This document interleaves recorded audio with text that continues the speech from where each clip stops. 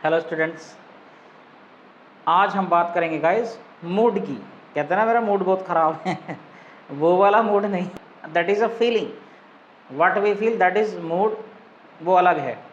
लेकिन वर्ब का भी मूड होता है गाइस, वर्ब का मूड होता है और वर्ब का मूड अलग अलग ख़राब होता रहता है ना। तो कितनी तरह का मूड है वर्ब का, बिहेवियर जो है वर्ब कैसा कैसा बर्ताव करती है वो स्टडी करेंगे ना।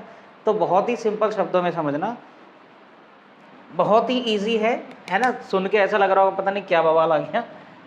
मूड क्या है गाइस? मूड ऑफ वर्ब्स, ठीक है। ये हमारा मूड नहीं है, ये किसका मूड है? वर्ब का, है ना।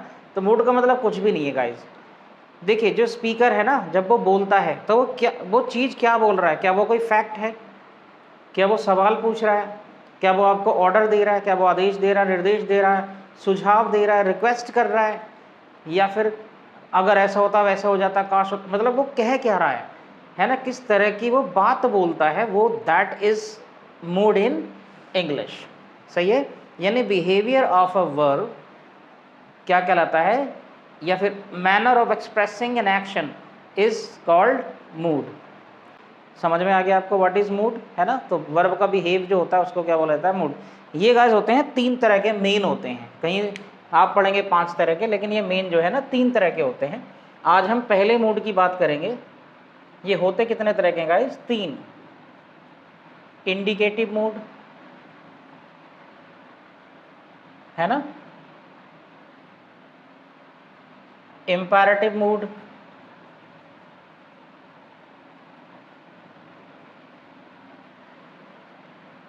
और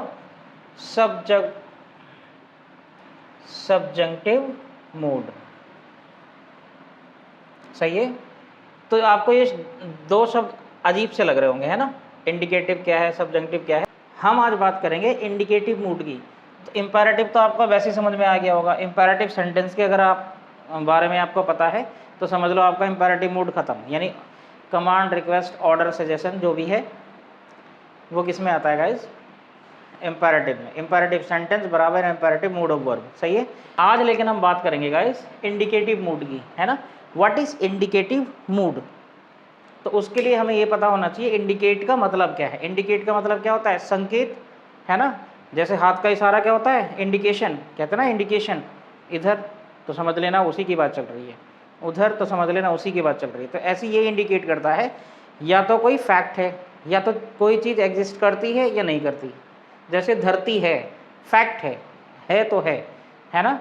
और अगर हम कहें डायनासोर नहीं है तो फैक्ट है, नहीं है तो नहीं है ना। तो ये जो सेंटेंस है ना, simple sentence, negative sentence, interrogative sentence, सब ये मूड ही तो हैं।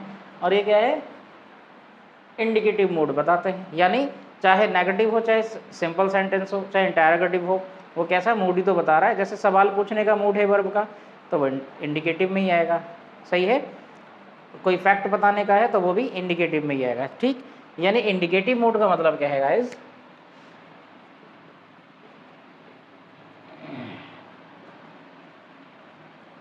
इंडिकेटिव मूड क्या हुआ फिर? फर्स्ट, या तो कोई स्टेटमेंट या फिर फैक्ट, किसी भी टेंस में हो, प्रेजेंट में, पास्ट में, फ्यूचर में, डजंट मैटर, है ना।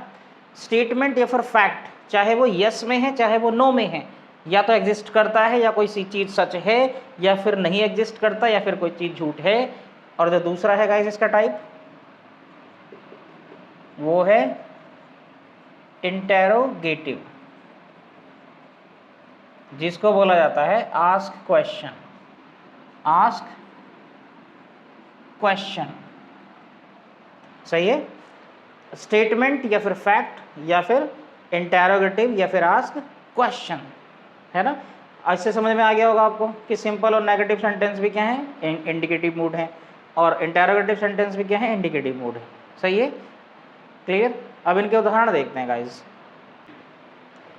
देखिए the sun rises, simple sentence है ना। तो देखिए या तो स्टेटमेंट है या फैक्ट है ना, या फिर स्टेटमेंट और फैक्ट दोनों। ये तो फैक्ट ही है, साफ साफ पता लग रहा है। द सन राइजेस, सूरज उगता है, तो उगता है, तो ये जो वर्ब है क्या बता रही है, ये इंडिकेटिव मोड बता रही है ना, indicative mode. Next, he does not like me, है ना, तो वो मुझे पसंद नहीं करता।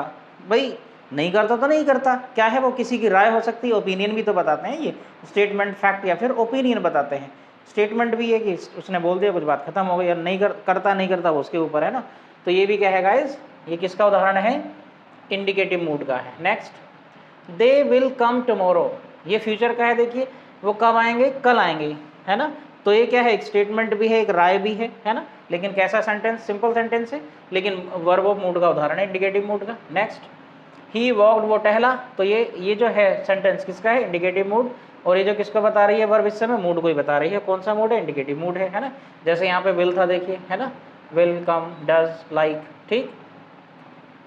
व्हाट डू यू वांट, अब देखिए इंटेरोगेटिव या फिर आस्क क्वेश्चन, ये भी किसका काम है गाइस, इंडिकेटिव मूड का है। इंडिकेटिव मूड के दो काम है, या तो स्टेटमेंट बताएगा या फैक्ट बताएगा या अपनी राय रखेगा, है ना।